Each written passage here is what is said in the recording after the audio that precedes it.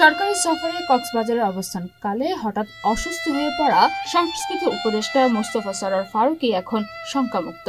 রাজধানী স্কয়ার হাসপাতালে তার চিকিৎসা চলছে। শনিবার 16 আগস্ট রাতে স্বাস্থ্য অধিদপ্তরের মহাপরিচালক অধ্যাপক ডক্টর মোহাম্মদ আবু জাফর উপদেষ্টার শারীরিক অবস্থা নিয়ে ব্রিফিংয়ে এ তথ্য জানান।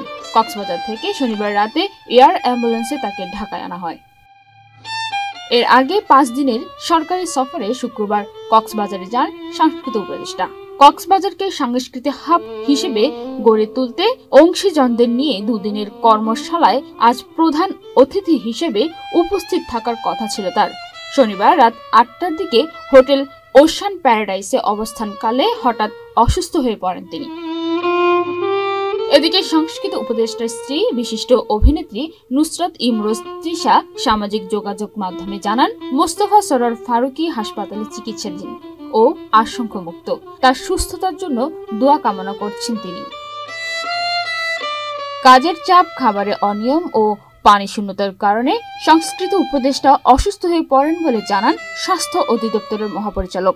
সংস্কৃতি উপদেষ্টার অসুস্থতার কারণে কক্সবাজারের কর্মশালাটি স্থগিত করা হয়েছে।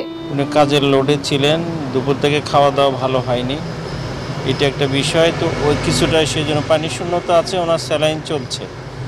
অন্য ইনভেস্টিগেশন ওনারা পাঠিয়েছেন, ইসিজি করা হয়েছে, তার হার্টের কোনো সমস্যা নাই।